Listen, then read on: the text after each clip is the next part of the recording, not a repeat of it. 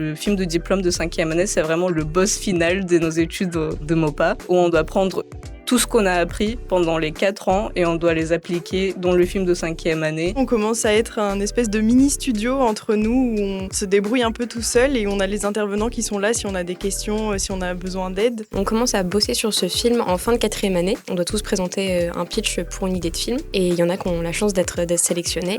J'en fais partie. Et en fait, à ce moment-là, on constitue une team en fait, d'animateurs et de gens qui bossent beaucoup plus sur l'image. On va commencer à étoffer un peu ce qui ressemble à un début d'écriture en fait, en fin de 4e année. Et quand on rentre en 5e, là, on commence l'écriture pure et dure. Et une fois que le scénario est à peu près bien rodé, là, on commence à storyboarder, on peut commencer à envoyer des ébauches de chara design, des concepts. Et en fait, à la fin de toute cette pré-prod, on est sur l'autoroute, on commence la prod, donc c'est du rig, de l'anime, le lighting, le comp, tout ça. Une fois que c'est fini, qu'on a la musique, qu'on a le son, on présente ça à un jury professionnel.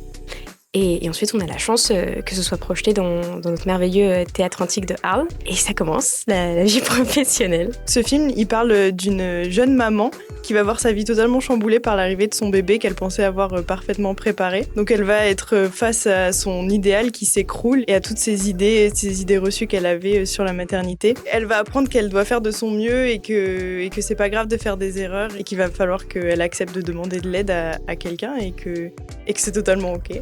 Notre film, il se passe dans 2 temporalités différentes. Le premier qui est très lumineux, saturé, très beau et très doux. Et la deuxième partie qui devient plus dark, un peu d'horreur. Et c'est vraiment un complete switch du début. On voulait vraiment montrer comment la pression qu'on met sur nous-mêmes peut manifester en extérieur. Et on voulait vraiment que le visuel du film, il reflète ce que Alice elle sent à l'intérieur. On s'est beaucoup servi d'expériences qu'on a pu retrouver chez nos propres mamans, qu'on a nous en tant que filles de mères qui se sont mises la pression.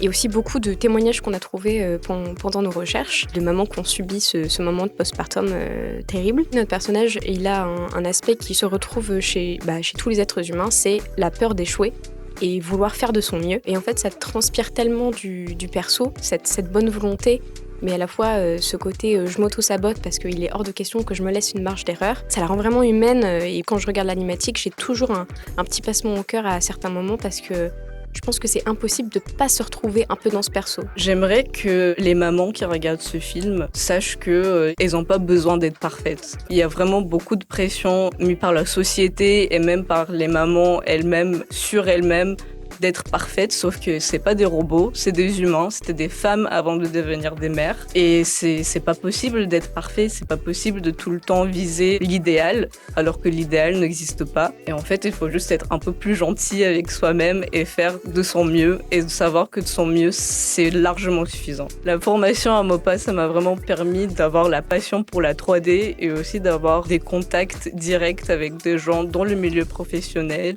soit par les intervenants qui nous accompagnent pendant nos études, soit par le festival d'Annecy où les étudiants de MOPA, on y va chaque année et on a un direct contact avec des professionnels qui sont dans le milieu, qui peuvent nous donner plein de conseils, qui peuvent regarder nos showreels. Et franchement, c'est une expérience très motivante et inspirante et franchement j'ai hâte de commencer ma vie professionnelle dans le milieu. Quand je suis arrivée à MOPA, j'ai eu l'impression que je pouvais faire ce que je voulais en termes de projet. Je me sentais artistiquement super bien encadrée et je ressentais une vraie liberté.